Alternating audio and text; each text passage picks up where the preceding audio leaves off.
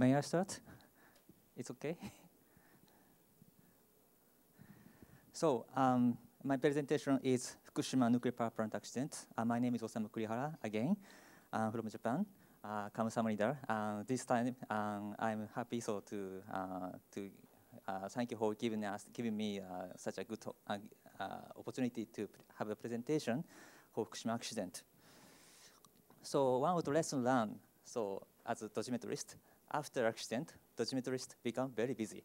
So that's true. So that's the first lesson learned after accident. Anyway, so content of today. So current status of radiation exposure in Fukushima. Some of you may interest in the radiation situations after Fukushima accident. And also, I'd like to introduce overview of internal exposure on-site workers and residents of Fukushima. And also, lessons learned, issues on dose assessment and population monitoring. So first introduction, so Fukushima now. So this is a change of evacuation area after accident. So just after the accident, so the evacuation zone is very wide, so 20-kilometer radius, and also including plus in addition to several areas outside 20-kilometer radius zone. So very wide area in the residents have to be evacuated.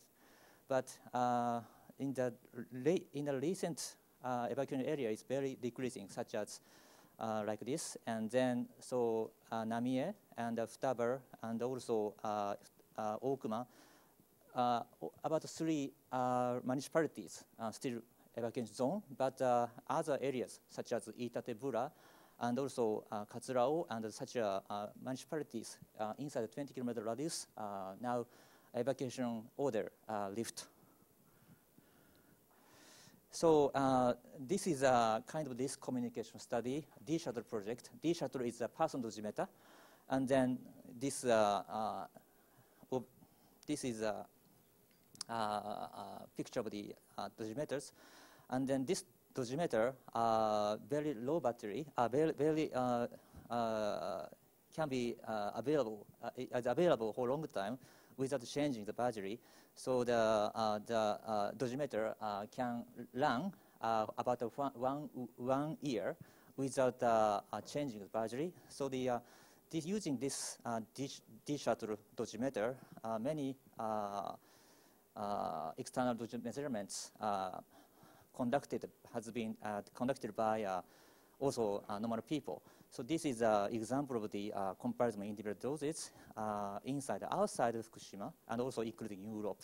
So this slide shows that external doses is very low, comparable to European countries, other than the evacuation zone in Fukushima. And also, extensive whole body measurement has been conducted. This is a measure report. So these measurements show that the internal dose level of Fukushima residents is very low. Maybe this is caused by this is due to attribute to the very strict food consumption strict, and then the Japanese government very strictly check the food contamination and not to allow to distribute the contaminated stuff, food stuff. And also, I'd like to introduce Fukushima Health Management Survey conducted by Fukushima Medical University and also Fukushima Prefecture. This is an extensive follow-up study for Fukushima project, Fukushima residents. So target subjects are all Fukushima residents, 2 million. And then this survey composed of the basic survey and also detailed survey. Detailed survey also composed of the thyroid root measurements and also comprehensive health check like that. And then now this study has been conducted since Fukushima accident. So this is this table shows that the thyroid examinations result, and then this study target subject is resident of Fukushima Prefecture, aged 0 to 18 years old as of the time of the accident. And then target subject is 370,000 preliminary baseline. baseline survey. This survey has been continued since after accident. So the 3-round survey has been now conducted. Preliminary baseline survey to check the background, to examine the background, and also first confirmatory survey, second confirmatory survey. And then so far, about 170 children, in 170 children, cancer found, but this cancer probably not related to the radiation effect. It's also due to the probably due to screening effect. But now Fukushima, as introduced after, so those measurement is very limited. So the still many concerns existed in Fukushima. So this is my paper.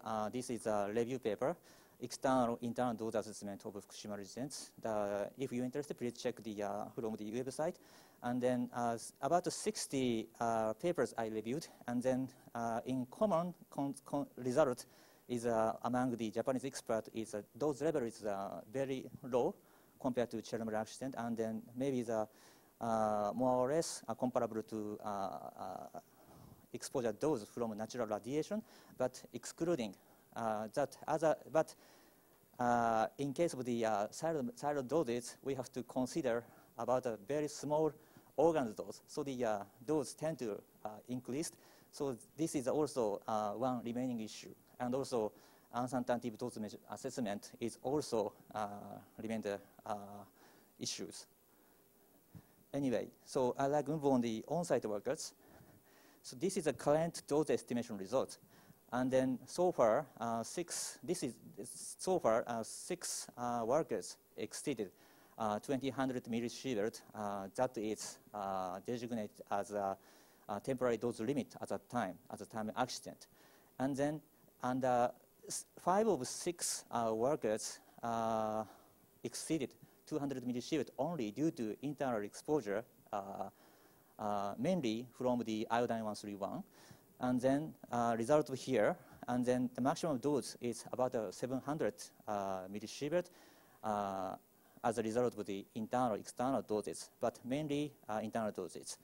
And then the maximum internal doses 590 millisievert, like that.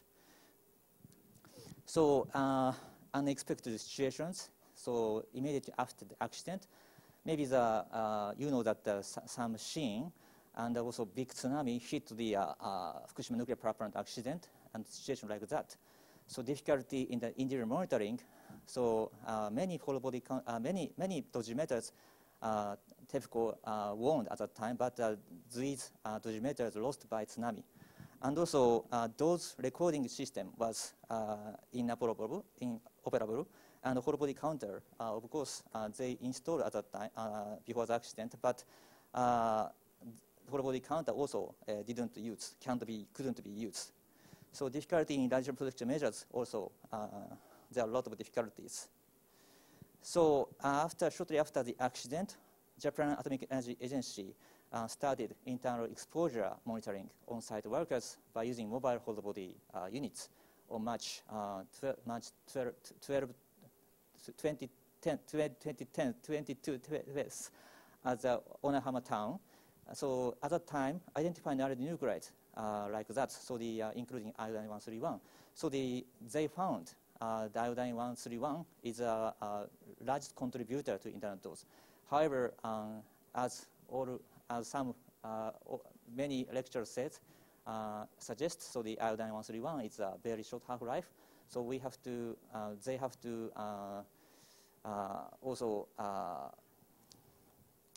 found other difficulties, like this mobile whole body unit is used sodium ion detectors, poor energy resolution, and also meat skin surface contamination shortly after the accident, and then difficulty to decontaminate, not use appropriate amount of the amount of the water, and then calibration and like that. So many large numbers subject at that time. So about 3,000 workers working at that time. So difficult to choice select the workers who need emergent monitoring. So additional individual monitoring, so performed by JAEA and our institute NIRS. So as I said, accurate measurement iodine 131 is requested because of its significant contribution to internal dose. So urgent need because of a short half-life. So additional direct measurement performed JAEA whole body facility at Tokai Mura in Ibaraki Prefecture, located in about 100 kilometers south Fukushima nuclear power plant. So that means the workers had to move to Fukushima Prefecture to JAEA, Ibaraki. So they have to use their cars to reach the JAEA facilities. And then subject was selected by TEPCO at the time. So this is a kind of triage. And then JAEA conducted 560 workers. And then 7 workers exceeded 250 millisievert. And then these 7 workers also measured by our institute, NIRS. So this is individual monitoring. And then this is an overview of the monitoring flowchart. The first group and the second group. First group is a relatively small number of these subjects, so they could various kind of the measurements. But for the group 2, so at that time, so whole body measurement of Fukushima regions also started. So they are running out of the capability of the monitoring. So that also become problem. So this is a detail of the direct measurement iodine 31 in thyroid. So this thyroid monitor performed using a hyper German detector. So this German detector originally installed in the whole body counter system, but at that time they used one of the device for thyroid measurement. So they accurately set up the geometry and then performed the 10 minutes measurement.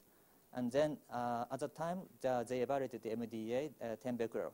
So this detail is these papers. So the observed spectrum whole body counter system is here. So blue is sodium iodine detector's whole body counter, and then red its spectra is obtained from the German detector's type whole body counter system. And as you can see, in the German detectors, so they found the very many peaks clearly, but sodium iodine detectors are difficult to see that some peak, especially the iodine 31. This measured, this spectrum obtained actual workers that measured on the about 1.5 months after the accident. Still, iodine 131 is show that the clear peak like that. So this means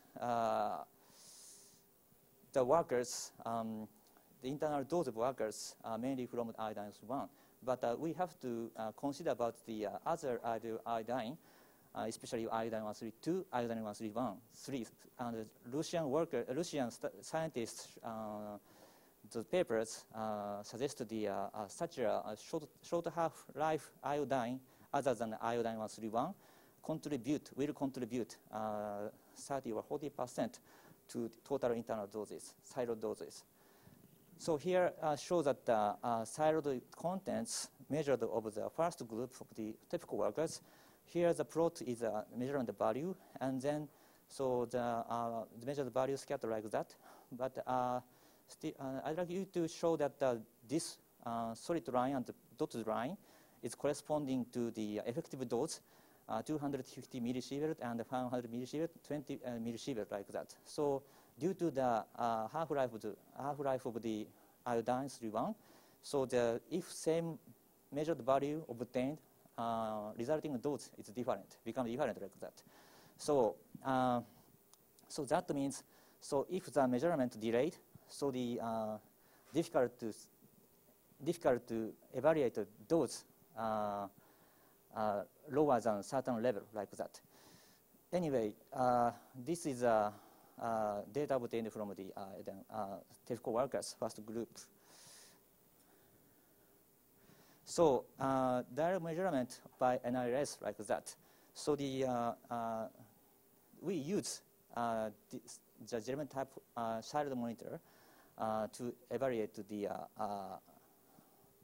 iodine 131 in the thyroid of workers, and then we calibrated using this such a phantom, and then the follow is almost covered by lecture, yesterday's lectures, like that. So this is a basic flowchart of the internal dose estimation.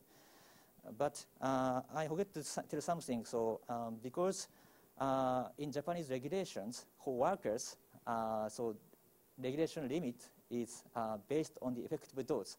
So the workers, in case of the workers, we only focus on the effective dose, so not thyroid dose. So that is different from the public. So I think it's a kind of questionable issue like that. Anyway, so this is internal dose estimation selected workers. So after the accident, international bodies such as UNSCARE, IAEA requested us to provide Japanese data. So this is reality also for the country of the accident. Anyway, so we provided the IAEA, UNSCARE, and data, our evaluation data like that. And also we provided data, international bodies. So international research institute independently checked our results like that. So they compare these diagrams. Also, TEPCO is also independently evaluated the dose like that. So now we are going on dose reconstruction project. This project is funded by Japanese Ministry of Health, Labor and Welfare, has been conducted as a part of the epidemiology study organized by RERFF since 2014. Our institute also has been involved in this project. This project is an epidemiological study. So we have to request, we are request the more advanced dose estimations, not only based on the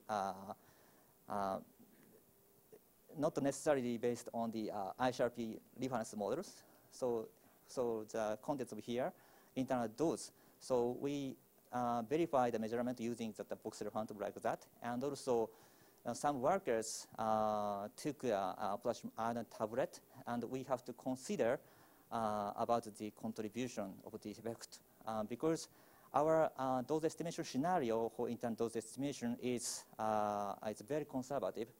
We assume the intake day is assumed to be the first day of the working period. So this means that this assumption may lead to overestimation. However, we have to also consider about the iodine 131 other than iodine 1's radionuclide contributions. And also such a kind of the probabilistic estimation we now considering. And then also external doses like that. So reconstruction of thyroid dose is one of the study of the dose reconstruction project. This is our contribution to the epidemiological study. So we asked the heavily exposed workers to undergo to provide the medical images, and then we asked. This is actually this is my volunteer.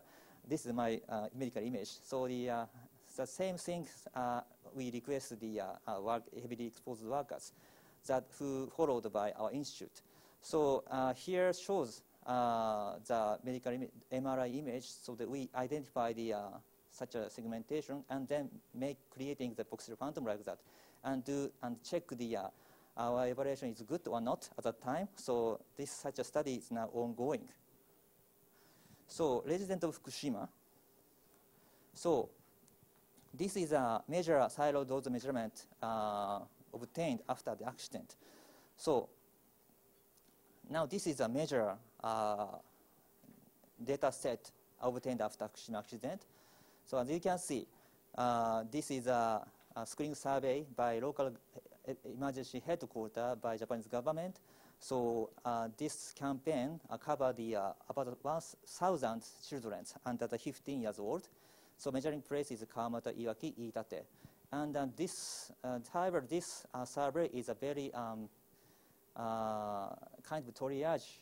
So the not using special device, very common, widely used non-spectral device, sodium iodine surveymeter are used. And then as a result, no person above screening level corresponding to 100 millisievert. So the purpose of this survey mainly focus on the triage, and then to check the identify the person whose dose over the 100 millisievert. And also Tokonami, also Matsuda, also they independently conducted the measurements. So Tokonami is using sodium iodine spectrometer, and then Matsuda used the whole body counter system at Nagasaki University. So, but anyway, so only 1,300 direct human measurement for internet exposure related to iodine 131 obtained after accident. This is a very different from the Chernobyl case. So screening campaign of iodine exposure, here some details here. And then this is a result. The reading value from the device is a net unit in the microsievert power. This surveymeter is commonly used for measuring the ambient dose rate. So using this device, siloed exposure measurement has been conducted at that time. So most of the people, about more than half of people, show that zero signal, and also the other one small signal. But on from a different point of view, we can't identify small dose. But even small dose, it's necessary to evaluate the precisely for future dose reconstruction. Anyway, this is the result. And then number of the subject screen campaigns here. Kawamata, Iwaki, Iitate is here. So the Kawamata and Iitate is almost 1/3 residents covered, but Iwaki is a very large city, so we can't very small fraction of the subject could be measured. So the place of the Iwaki, Kawamata, Iitate, Kawamata, Iitate, Kawamata, Iwaki, like that. So these municipalities located outside the 30-kilometer radius, and then why Japanese government didn't check the resident inside the evacuation zone? Because these residents evacuate immediately after the accident. So that's the reason why they didn't check the exposure after that. But as a result, whole body counter measurement of these residents living inside the evacuation zone show slight sediment contamination. That means during the evacuation, these residents also exposed somehow inhalation, maybe inhalation by radioiodine. So here's the ambient dose rate in Fukushima. So most of the areas, so ambient dose rate elevated the March 15th, so 4 days after the accident. But you can see that this peak, this is a Minami Soma, is the north part of the Fukushima nuclear power plant. But so maybe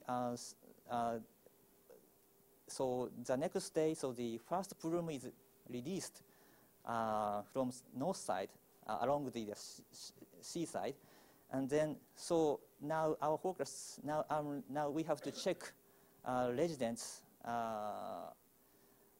who may expose the first plume, because this first plume include radioiodine other than iodine 131. So the here screen campaign for thyroid exposure is here. Now this is the picture taken from the TV program. So the this shows that the difficulty with the thyroid measurement at that time.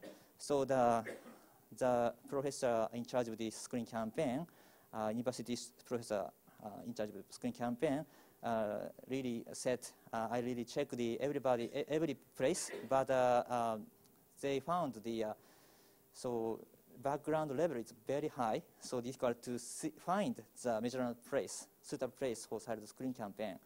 And then finally, fortunately, they found the place suitable for thyroid measurement. This is Congress Hall in the Itat village, and then this is surprisingly, this is a big stone wall. Behind that, so they have also the suitable place for the measurement. So one by one, so they measured thyroid of children in Itate village. So as I said, so dose reconstruction of thyroid dose is difficult in Fukushima case because we are running out of, we are very the data is very limited for the direct thyroid measurements on human related to the iodine 031. Here shows that this approach, so we use 3 different methods. So thyroid measurement, whole body measurement, and also atmospheric transport dispersion model, ATDM. So we combined these three sources together to perform dose reconstruction. However, as you can see, each method, each source has an advantage and disadvantage. So now we have a relatively large number of the whole body data after several months after the accident. So the JA conducted studying the whole body measurement. Also, the other some municipalities started whole body measurement. So we have a relatively large number of the whole body measurement. But how long the data is available for estimating early dose, especially the thyroid dose from iodine. So, and also simulation is also need to be verified to compare with these human measurement data. So, as you can see, this is the model for internal dose calculation. Theoretically, you can perform dose estimation such a model. So, you can evaluate the inhalation dose, so air concentration, and multiply the breathing volume. And also ingestion dose, you can calculate the food contamination and ingestion amount. So, but you have to know many parameters like that. So it's difficult to perform dose estimation based on the models. So the most realistic, if you need realistic dose estimation, you should perform individual dose measurement as many as possible. However, maybe all of you know that even you get the direct measurement, human direct measurement, you have to assume intake scenario, realistic intake scenario. So this is the important point. But only model simulations is very, very uncertainty, give the uncertainty dose. So I'd like you to remember. So here, we recently, available, the person behavior data available, like, so person behavior data basically obtained the Fukushima Health Management Survey to evaluate external dose of individuals, Fukushima residents.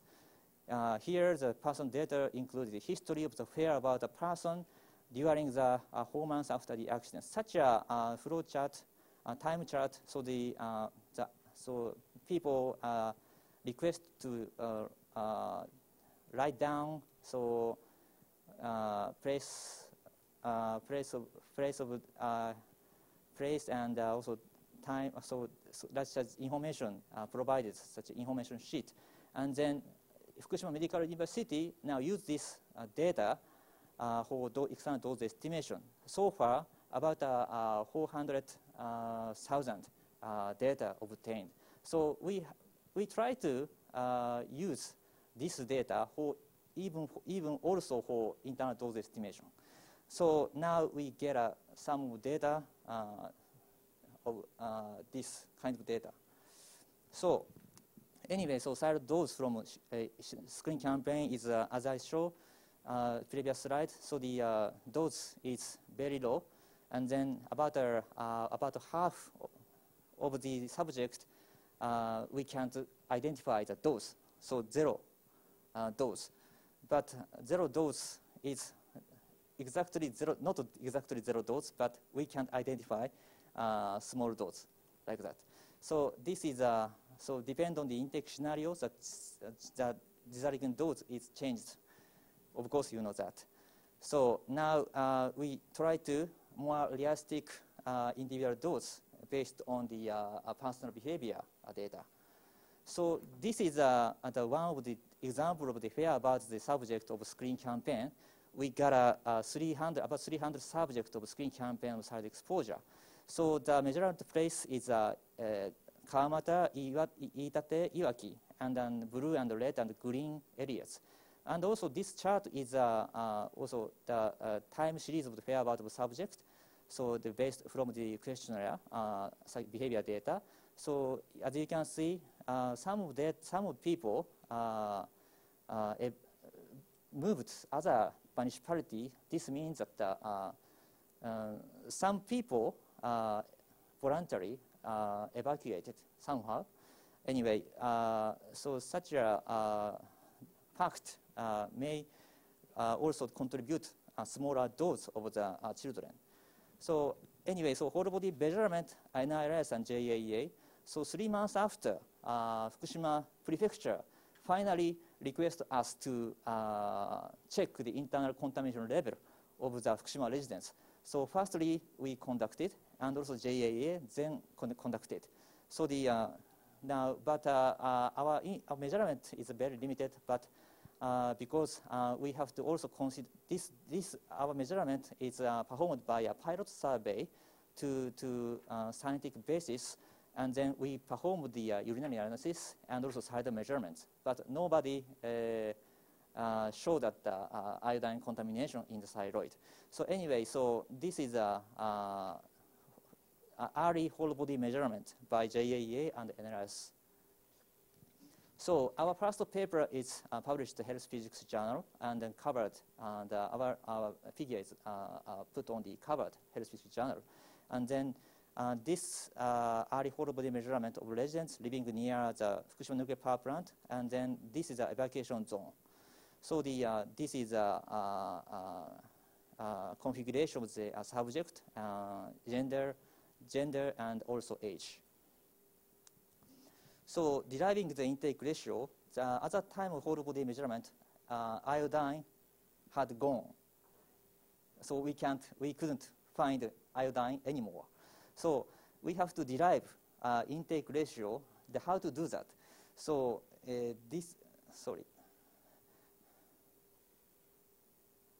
So we asked the other study, Tokonami, and to provide the iodine dose. So they kindly provide us with their data. So their data included so iodine measurements. So the compared to our data and also Tokonami's data compared together, we finally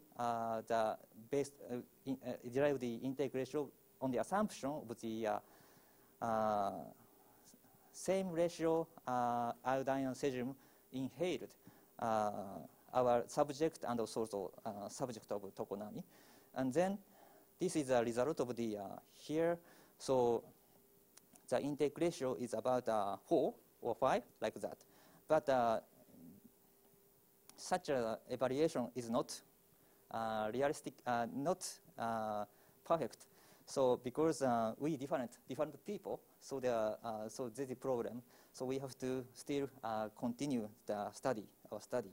Anyway, so the intake ratio is much smaller than the environmental activity ratio. So this is probably our preliminary conclusion is that Japanese child uptake is much smaller than reference model. So this is one reason, but maybe we have to need some reasons. So this is a reconstructed estimated child doses like that. If you are interested, please check our papers. And also, our next paper is time evacuation and dose. So we found that the time of the evacuation may relate to the resulting cesium dose, whole body dose. So here, group 1, group 2, group 3, group 4 is classified in doses. So the number of the subjects is limited, but still we have to discuss this data. However, we found the time of evacuation may relate to the whole body dose of cesium like that. So in short, the person delayed evacuation tend to increase the dose.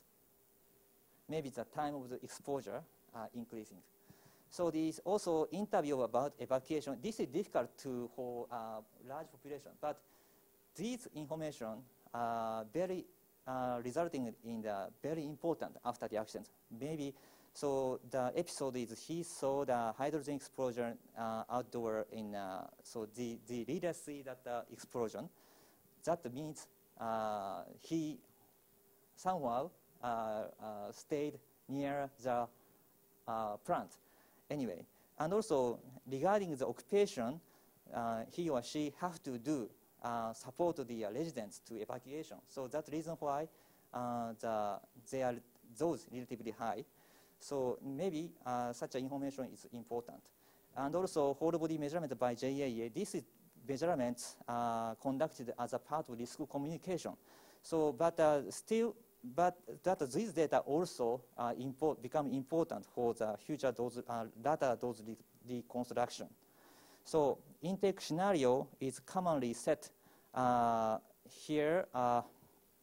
Assumption acute intake via inhalation on March 12th. Even measurement conducted about half a year after the accident. So, but still we continue, at the time, we continue this very conservative intake scenario. So this is a committed effective dose from whole body measurement by JAEA. So you can see 19 percentile effective dose, 0.1 millisievert, no problem. But 95 percentile and the max committed effective dose, very different from the 90 percentile. So maybe such a extremely high exposure dose may from other reason, maybe the ingestion or something. Anyway, so this is the one problem, whole body measurement, overestimation of dose of children. So this is a comparison, children dose and also their parents' dose. So as you can see, much different from the two children and parents.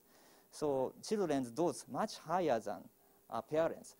This result probably may due to inappropriate intake scenario, because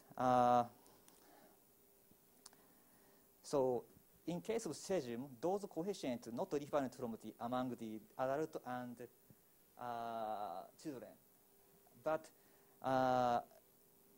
intake amount should be larger in adult than children.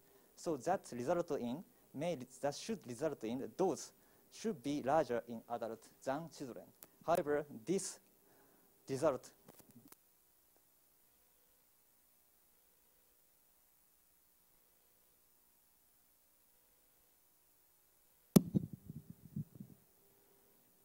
so this is an example of dose calculation. Here, maybe you know that. So calculate internal dose, cesium 134 and 137, 700 becquerel each.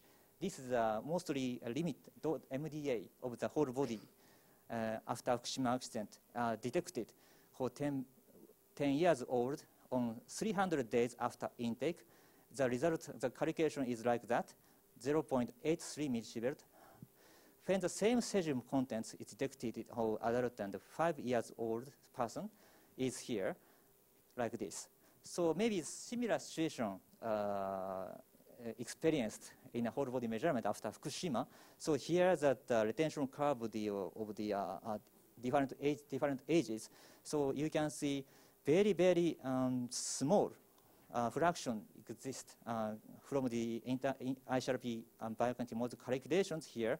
So, but sorry, this one. So, but not realistic. Using such a very small amount. So theoretically that's true, but it's difficult to apply the real data like that. Maybe that ICRP don't mention how long we can use this retention curve, but maybe after this from Fukushima accident experiences, maybe the 100 days, maybe the should be we have to use this retention curve. The ICRP don't mention that.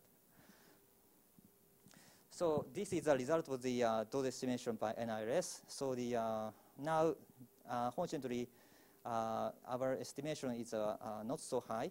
However, now we still continue this study. Okay, so lessons learned.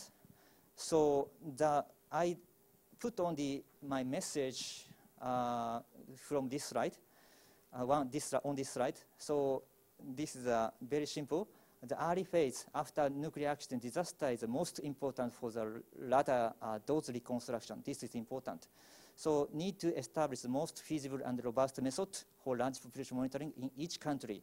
So assuming the worst case in Japan, so nuclear accident caused, Fukushima nuclear power plant accident caused not big natural disaster. So nobody imagined that such a big tsunami hit the nuclear power plant, and then nuclear power plant running out of the electricity, and then resulting in a loss of the cooling function, and then resulting in hydrogen exposure. So nobody thought of that. But somebody imagined that. But anyway, so each country need to establish the most feasible, robust method, population monitoring, and also need to perform direct human measurement as many as possible. So I'd like to speak this slide, but most important phase is early phase. But early phase, very confusing phase. So people have to evacuate, and also emergency monitoring should be done, and also restriction food consumption. So many authorities, have to do many tasks, and also individual monitoring is one of that. So this is important. So this not missing the exposure. This I'd like you to read this after that. Anyway, so now I try. Now our team is requested such a most robust and feasible system for population monitoring. Now we check the Japanese case, other Japanese nuclear power plant site. So we evaluate we check the how many people existed near the nuclear power plant. It's many people. So how do you manage such a people? And also this proposal for population monitoring. So this is also maybe in the next time. So I'd like you to explain in detail my concept of this monitoring, population monitoring. And then we train. Sorry, Fukuda-san. Sorry, last year I organized that. We organized an exercise program like that. So many of them not familiar with such a measurement. Also, but in the case of emergency situation, local government people or local government officer should have in charge of the such a measurement as the first responders. So the training is most important point of the establishing large population monitoring. Thank you very much.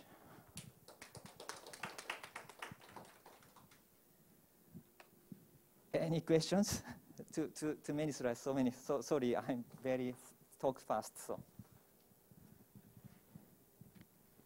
nobody? go back to slide 38. Oh, thank you. So slide 38. Yes. So that part is what you did for the pilot study from NIRS. You have 125 adults, right? Yes. And the other part was done by Tokonami. Tokonami, yes. How many? What's the number for adults here? About I would never, but 40 or 50. 40, 50. Yeah. Okay. So what the number? Obviously, because we are going to derive the result, right? Yes. Yeah. Okay. The other one, this is for adult. For children, do you have this okay. one? So we try to the same things for children, but at that time, as I explained to you other slide, so children community with those tend to overestimate it. So we can't do that. I just think, because we are using the result, the metabolism of both radionuclides for adult, for children, they are very different, right? Yes, the result may be quite different. Yes. If you use these two. Yes. Okay. But for those estimation, maybe that using that adult data is reliable at this time. So, but we have to also consider about the why the children we overestimated children dose. So maybe some incidental intakes so happen to after the accident. So I'm sure, but anyway. Okay. Those Yeah. small.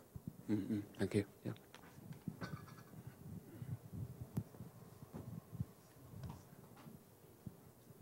Okay. Thank you very much.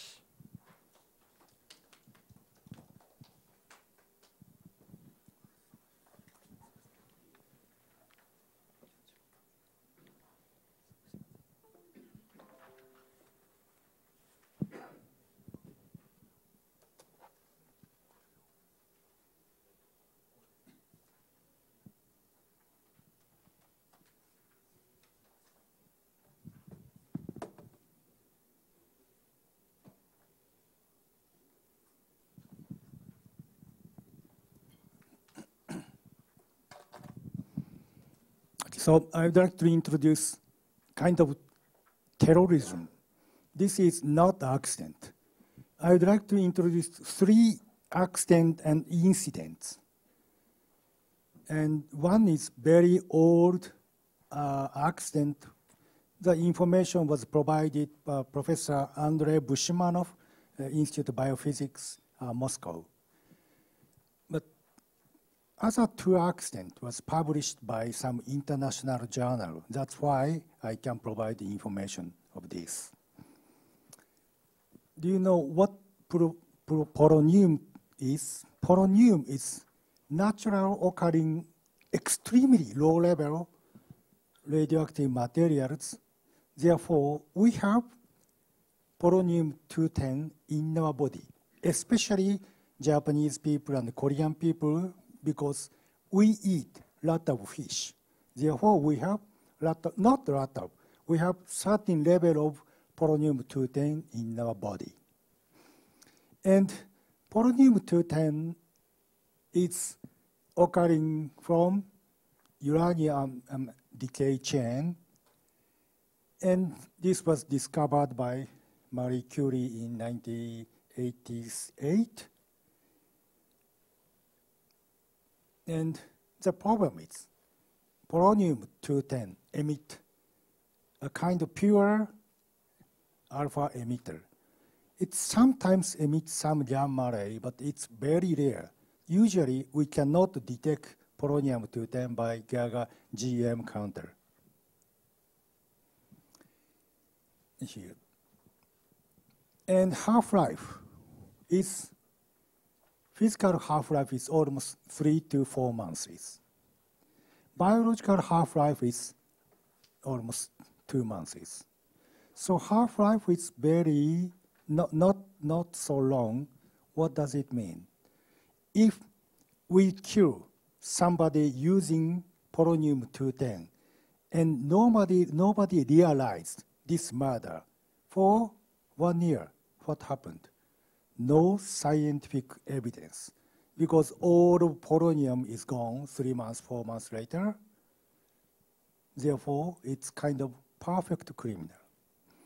I don't know. That's the reason why some people try to kill somebody using polonium-210. I'm not terrorist, I don't know. But this slide shows some chain of radon. And here we can see polonium-210. Polonium-210 is radioactive materials, but the other problem is there is no polonium stable nuclide. All of polonium is radioactive materials. There are many kinds of polonium, not only 210, 209 or something like that. But this is very important. When lead-210 contaminates sample, polonium-210 will be accompanied with similar activity about 2 years. So when we have lead-210, we always see polonium-210. This is kind of natural phenomenon. So this is important for detection of criminals. You understand? But I told you, polonium-210 is natural occurring radionuclide. However, when we would like to have a lot of polonium, we can generate polonium-210. Bismuth is irradiated by neutrons. Bismuth is going to be polonium-210. So when we kill somebody using a lot of polonium-210, we have to irradiate bismuth by neutrons. We can generate a lot of polonium-210.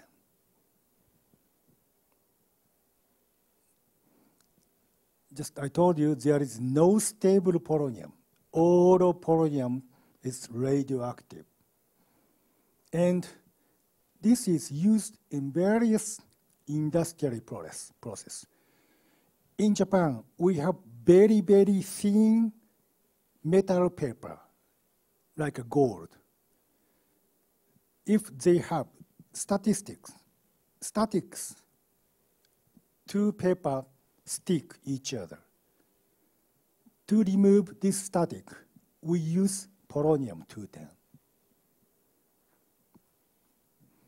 And polonium-210 is water soluble, easily dissolved in water, which means very dangerous, easily absorbed in our body, and no color salts. Here, there are many kinds of polonium, 194 to 220. There are various kinds of polonium here. All of polonium is radioactive. And in the body, polonium is water soluble, readily absorbed across biological membranes, and widely distributed in organ and tissue. It emits alpha particles, delivering energy to surrounding cells, and also cause cell death and organ damage. But as you know, alpha emitter is shielded by paper. So we can transport polonium very easily. If I put polonium-210 in some container in my pocket, who realizes I have polonium? Because alpha emitter shielded by paper. Nobody can detect polonium in my pocket. That's why it's easy to transport or carry polonium-210 anywhere.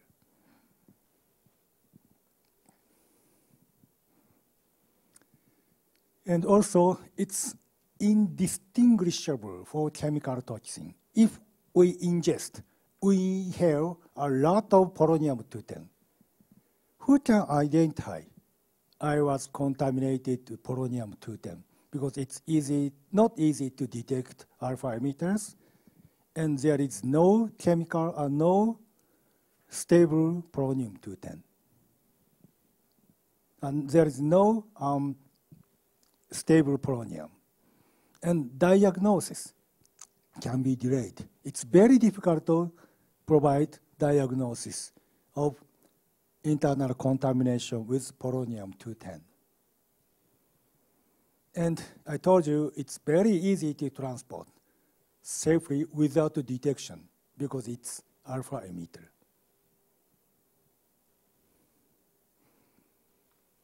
And very low yield associated gamma emission. Sometimes it emits gamma ray, but it's very, very rare.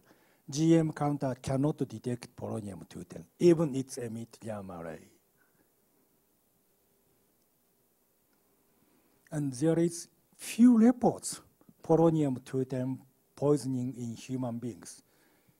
This is probably first report in 1954. Some guy died because of inhalation polonium-210 in Russia, a long time ago, 63 or 64 years ago. He died 13 days after he inhaled polonium-210. Okay. Okay. Have you seen this report? What's the cause of Arafat's death? He died in Paris, Percy Hospital. He developed multiple organ failure. He had nausea, vomiting, diarrhea, but he did not have bone marrow suppression. He did not have hair loss. When he died, nobody could identify what's the reason he died. And several years after, Swiss scientists, they found high levels of polonium-210 in his body, in his bones, and also these scientists found polonium-210 all his clothes. Several years, almost 10 years after he died. And also, other group also found polonium-210 his belongings many, many times after he died.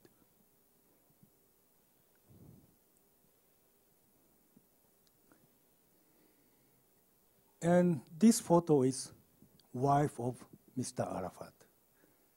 His wife asked scientists to check something wrong in his belongings. And then two groups, French groups and Swiss groups, they tried to find something in his belongings. And finally, they found polonium-210 in his corpse. And he also, French expert, they found polonium-210 in his belongings. But as you know, we have natural occurring polonium-210. If they detect lead-210 and polonium-210 at a certain level, nobody knows. He died of polonium-210 intoxication, or he died of other reason. But anyway, I'd like to introduce two reports later. First, I'd like to introduce this accident, not accident, this incident. Do you know this guy? This is famous guy. Before he took polonium-210, he had hair, but he lost his hair. And this is a very big news in London because polonium-210 is easily absorbed in our body, which means easily excreted in our body. There are several people who were internally contaminated with polonium-210. They took airplane of British Air. These contaminated people sat on the seat of British airplane, and what happened? They had sweat. Sweat contained polonium-210. And there are many reports British Air were contaminated with polonium-210. So not so many people would like to take British Air at that time. And this is hotel he was killed. I took this photo by myself because Japanese people were involved in these criminals. Several people, Japanese people, they stayed same hotel when he died. And he went to some Japanese sushi bar. Many Japanese people went to sushi bar. And we had information from WHO and Japanese Ministry of Foreign Affairs. They sent us some Japanese people's name list. I did not understand what happened. I asked Japanese Ministry of Foreign Affairs and WHO. They told us 4 people were involved in this criminal. And they asked us to check internal contamination polonium for Japanese people. So we asked for Japanese people to come to our institute. We collected the 24 hours urine, and expert performed bioassay for detection of polonium-210. They could detect polonium-210, but level was just normal level, not normal, but regular levels. But this is very, very difficult criminal to provide diagnosis. Okay, I'd like to introduce case study. Some guy, his man, white man, 43 years old. He came to see doctor at some hospital. His chief complaint is abdominal pain and vomiting, diarrhea for 2 days. This is not specific radiation exposure. When you drink a lot of alcohol, you have these symptoms. And when you have some infection in gastrointestinal system, you may have these kind of symptoms, sign. And past history is known. The key point was his occupation. He told medical doctor that he was a former officer of Russian Secret Service, KGB. And when he came to this hospital, he worked as a consultant for British intelligence services. He was kind of a spy. And day 1, he had abdominal pain and nausea, vomiting, diarrhea. And 3 days after, he admitted accident and emergency department of Barnet General Hospital. And he took some physical examination when he admitted this hospital. He looks like dehydrated because a lot of vomiting and diarrhea. He lost a lot of water, but no fever, and normal pulse and normal pressure, blood pressure. But he had epigastric tenderness. He had upper abdominal pain. And medical doctor provided diagnosis. That's gastroenteritis, possibly of infective origin. How do you think? This is, I think, just regular process for diagnosis. Nothing wrong. Because nausea, vomiting, diarrhea, no fever, and no normal pulse and normal blood pressure. So I think most of medical doctors provided same diagnosis to this patient. And when we look at laboratory findings, just serum urea is this increased, and levels of bilirubin is very high. So he looks like yellow because jaundice, high levels of bilirubin. And level of creatinine is acceptable, but level of hemoglobin is increased. Probably hemoconcentration dehydrated. And the number of white blood cells very much increased, and neutrophils number very much increased. So most of doctors thought he was infected. That's correct.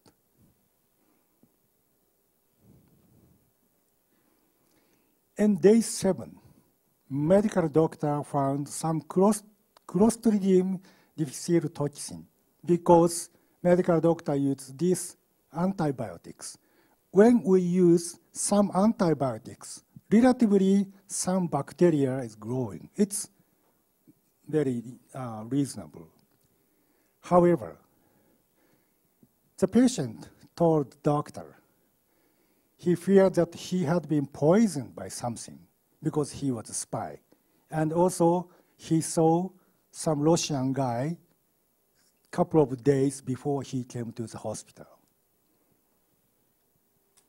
And day 9, number of neutrophils decreased, started to decrease. Number of white blood cells decreased. And also number of thrombocyte, platelet, decreased. Which means bone marrow suppression started. And day 11, he lost all of white blood cells. He had very high fever. Spike fever means high and low, high and low. That we call it spike fever. The medical doctor thought he was infected with some bacteria or something. The medical doctor started to use granulocyte colony stimulating factor. It stimulates bone marrow suppression. And at that time, expert of radiation, they thought he might be exposed, might be contaminated with some radionuclide. He checked body surface by Geiger counter. Of course, Geiger counter could not detect anything, just background level. At this point, no medical doctor could identify why he had these symptoms or signs. And 2 weeks after, he lost his hair. And he had very severe infection in his oral cavity inside the mouth. And then, expert of radiation protection, he started to screen his body once more using Geiger GM counter. But they detected only background level. And day 15, acellular means he lost almost all bone marrow cells, so empty bone marrow. And at that time, medical doctor thought he might be exposed to some metal. And they checked level of thallium. The thallium level is a little bit higher than normal value, but not so much.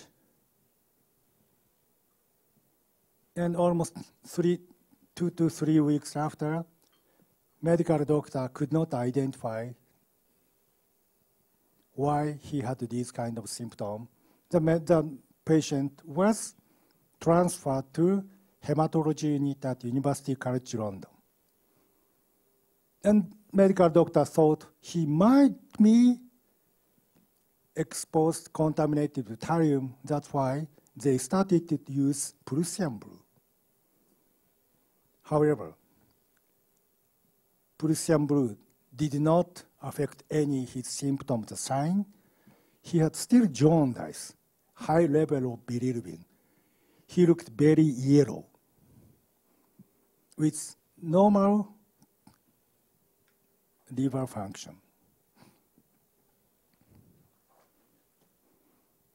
Then this slide shows bone marrow. This is a pathological findings. When we look at normal bone marrow, we see a lot of nucleated cells around like this. But this bone marrow almost empty. There are a lot of empty place. This is fat. And this is cartilage. Most of bone marrow were occupied adipocyte, fat cells. So which means almost empty bone marrow. And day 19, medical doctor checked his heart, by electrocardiogram, ECG. Heart rate irregular. He had arrhythmia and inverted T waves. However, level of potassium is acceptable. But he had very high level of CRP, which means very severe inflammation. And also, erythrocyte sedimentation rate, ESR, is very much increased. However, he did not have any DIC, disseminated intravascular coagulation. This is sometimes happened in multiple organ failure. He could not, the patient could not stop bleeding, but no DIC. And bilirubin level much more increased. He looked very much yellow. And his renal function getting worse. And 3 weeks after, some medical doctor put blood smear to X-ray film. I show you this one here. This is blood smear sample. Around here, covered by some glass. This is film. Around here, we see something. Around here, which are covered by glass, nothing. So which means some radiation detected around here, but this radiation was shielded by very thin glass. So some expert thought this blood might contain some alpha emitters. And expert carefully checked his urine, because usually hospital keep 24 hours urine. So expert check tank of urine very, very carefully. And expert detected very, very weak gamma ray. However, that's 22 days after he was contaminated with something, but 1 day after he died.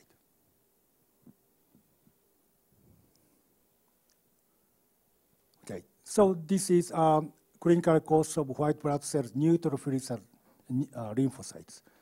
When we are exposed to high dose radiation, usually first lymphocyte number reduced, and then number of neutrophils started to reduce. However, in this case, number of lymphocytes and neutrophils both started to reduce almost at the same time.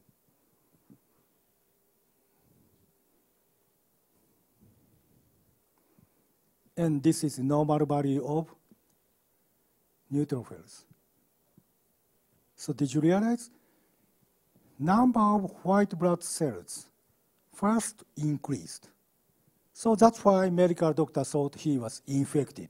He had a lot of inflammation. However, also number of lymphocytes is increased. It's not so easy to find his contamination with radionuclide.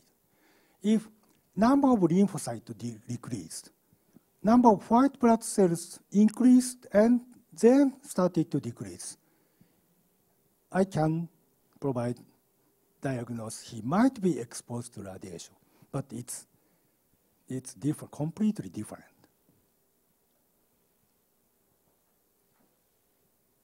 And when we looked at level of hemoglobin, when we are exposed to high dose radiation, level of hemoglobin started to decrease 10 days after or maybe 2 weeks after. But soon after he was contaminated with radionuclide, number of hemoglobin started to decrease. This is very untypical, not typical radiation exposure. nobody could provide diagnosis for this case. And when we look at his other thing, alanine transaminase and bilirubin, you see bilirubin this is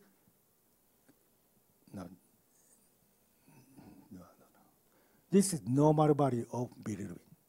Here, very high level of bilirubin means he looks very, very yellow.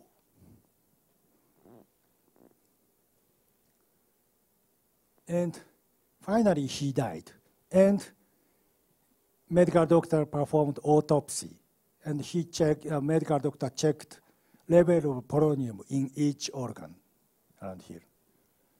So they are very much surprised because they have never seen such a high level of polonium-210 in each organs. They were very much surprised, I thought. And this is kinetics accumulating dose. Here, dose is increase and increase. I'm very here, 150 gray red bone marrow. I can't imagine high level of that. And this is clinical course. Okay, here. Medical doctor detected gamma ray just 1 day before he died. Until he died, until 22 days after he was contaminated with polonium-210, nobody could provide right diagnosis. But I think this case is medical doctor and expert on this hospital very clever because he put blood smear on the X-ray film. That's great idea. I have never thought so. But it's too late. And next case is case of Mr. Arafat. 2 scientific papers appeared. One is published on Lancet, very good journal. Second one is, this is kind of good journal for this forensic medical international, something like that. So everybody knows President Arafat, he died in November 2004 in Passy Hospital of Paris. He developed severe nausea, vomiting, diarrhea, abdominal pain, and followed by multiple organ failure. Bone marrow, lung, gastrointestinal system, and liver, and kidney, many of organs, they had failure. But at that time, many medical doctors tried to find why he died, but he could not, medical doctor could not find, could not identify his cause of death. 7 years after he died in 2004, 7 years after, the authors of this journal, they detected high levels of polonium-210 in Mr. Arafat's belongings because his wife asked experts to check some radioactive materials. But there are many, many strange things because polonium-210 half-life is very, very short, 3 months or 4 months. 7 years after, polonium-210 was detected. How can we explain? It's very difficult. And here, so significantly high level of polonium-210, up to 20 times over the normal value, and also lead-210 were both detected. However, Mr. Arafat, he did not have bone marrow suppression. He did not have hair loss. Now you understand, when we are heavily internally contaminated with polonium, patient may have bone marrow suppression and hair loss. But Mr. Arafat did not show these kind of symptom sign. However, expert analyzed polonium-210 and lead-210, and by using some statistical Bayesian something like analysis, and they reached some conclusion he might be killed by polonium-210. But there are many, many unexplainable things. And medical doctor checked bone because he was buried, but his wife asked scientists to check polonium-210. So medical doctor took from his bone, from his grave, and analyzed. Here. So this is the reference sample. This is polonium-210. Level of polonium-210 significantly higher than other stuff in his belongings.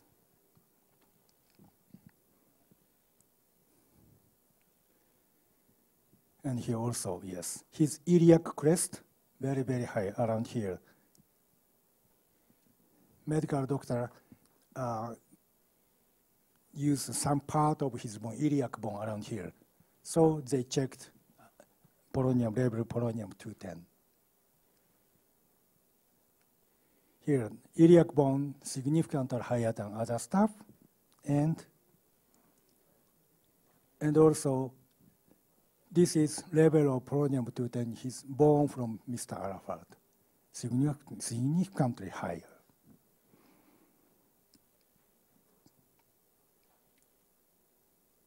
Yes. So, but the scientists, they reached some conclusion. Mr. Arafat was killed by polonium-210. However, why his wife asked scientists to check polonium-210, nobody knew. And still I don't understand why scientists detect polonium-210. I think if some guy killed Mr. Arafat by lead-210, he might be killed by polonium-210, but it's not difficult because half-life of lead here, no. The lead is kind of long, 22 years or something like that. So it is, if this lead-210 is going to be polonium, it takes 22 years. So it's impossible to kill anybody by lead-210. But anyway, this is kind of mysterious evidence by scientific report, but there are some opinion he was killed by polonium-210, but nobody knows. However, okay, but in Japan, long time ago, 10 years ago or 11 years ago, we had some workshop like this in our institute. At the time, Professor Andrei Bushmanov, he's a vice president of Institute of Biophysics in Moscow. He visited our institute. He introduced first accident of fetal internal contamination of polonium to us. Therefore, these results were provided by Dr. Andrei Bushmanov of Institute of Biophysics in Russia. Some guy, man, I don't know his age, but a long time ago, 1954, in Russia, polonium-210 aerosol was accidentally released into the air at the factory. Well, he was 41 years old. He worked for 5 hours in contaminated area. Of course, he did not know polonium aerosol was released into the environment. And he started to vomit 5 to 6 hours after release and continued for 3 days. But this is very rare case. Radiation usually does not induce immediate symptoms. When we are, okay, 18 years ago, we had a very big accident in Ibaraki, Tokai village. 2 people died. First guy, his dose was over than 20 sievert. But he survived 83 days. The second guy, his dose is almost 10 sievert. He survived 211 days. And when they were transported to our institute by a helicopter and ambulance, they could speak, they could walk. So that's typical radiation exposure. However, here, he developed nausea, vomiting just 5 to 6 hours after the contamination. And he had abdominal pain, and he could not breathe, headache, excitation at the end of the day. Probably this is neurovascular syndrome by radionuclide and radiation. This is very, very rare case. Usually, radiation cannot induce neurovascular syndrome if dose is lower than 30 gray or 40 gray. And when he came to see the doctor, he had high fever, and pulse was a little bit increased, that almost normal blood pressure. And he had some problem with his lung and dry lungs and heart sound. And he had cough with blood disputum. That means he had bleeding in his respiratory tract. But liver, not enlarged, kidneys, no dysuria. He had urine. And day 7, he started to have bone marrow suppression and typhoid macropapillary rash and larynx disturbance because of decreased number of probably platelet. He had hemorrhage and tonsils. His tongue was covered by white spot. That means he was infected with some bacteria and fungus. And his number of platelet and number of white blood cells started to reduce 1 week after. And 10 days after, he had coma. He lost his consciousness. He could not say anything. And his bone marrow suppression increased, and there are a lot of bleeding or hemorrhage in multiple organs. And number of white blood cells reduced very much. And 13 days, he died. The case of this cardiac respiratory decompensation, because probably not only cardiac respiratory system, but also probably liver or other organs. And almost complete empty bone marrow, and spleen is getting very smaller, and he had a lot of bleeding in many, many organs. And expert checked level of polonium-210 in many, many organs. But it is believed lethal activity of polonium-210 is like 70 megabecquerels, but actually he inhaled almost 100 megabecquerels of polonium-210. That's why he died. This is the first report of some polonium-210 accident. But nobody knew this report. Therefore, I think sharing information is extremely important in this area because there are not so many radiation accidents. If we see some radiation accident, we have to share information. If we have information shared among experts, we could provide some diagnosis at early phase, and we could treat some patient. But if we do not have any information, we cannot. So I'd like to emphasize Dr. Lee is here. He is leader of some collection of information, radiation accident. It's very important for medical expert and also expert of health physics area. And also, otherwise, number of experts is decrease and decrease, reduce. We have to increase number of experts in this area. That's why we have to share information and we have to discuss around this area. And I don't know this calculation of those. If experts look at these detail, you may provide a different dose assessment for this. I believe so. Okay, thank you very much for attention. You have any question or comment? Probably no comment because nobody knows this kind of thing. Yes.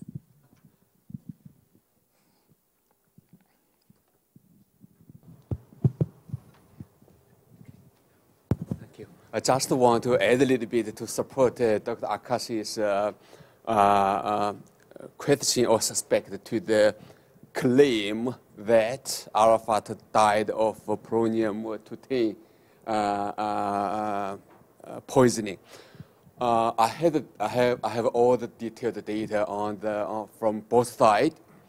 I have the report. They said, well, they based the two things. One is that in the soil when he was, when his tomb was digged, people take soil samples from the shadow of his body part, and they measured polonium-210 and lead-210. One thing I want to add that they pretty much said these two isotopes were in equilibrium, indicating that it's from lead-210, not from polonium-210. This is one thing. The second thing, the most important part, 3 scientists from Switzerland claimed that based on a very small number of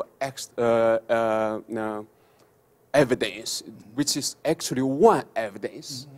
They cut a small piece of his underwear and measured polonium-210, and they gave the number. They said that this number is really high.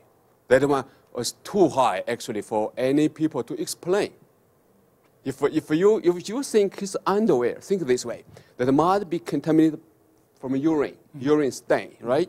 And you can give a safe assumption of how much urine it might be there for the stain. If you calculate from there, I remember that it's 7 years. 7 years. Yes.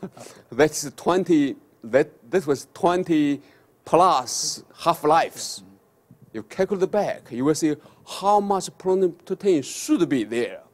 And use the biochemical models, and you calculate how much polonium-210 should be given to him. That is not possible. So that just want to add this one too. Yes, I think, he's right, probably. But this paper also said their calculation is from, they cannot imagine he was killed by polonium-210 from like calculation like Dr. Lee. So, but I think the reason why I showed this slide, this data is you can discuss, you can criticize this journal. So that's why I introduced this. But anyway, you are right, I thought so. But there are two people, and there are not so many, not so bad journal. One is Lancet, and this is also, I asked some guy in Japan, this is not a bad journal, so that's why I introduced to one. But if you have any criticism, I think you have to send some letter to the editor. Anyway, can I finish my lecture? Thank you very much for attention.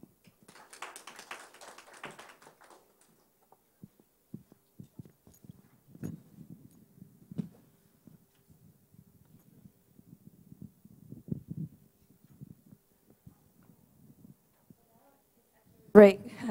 So we're gonna have break by 4.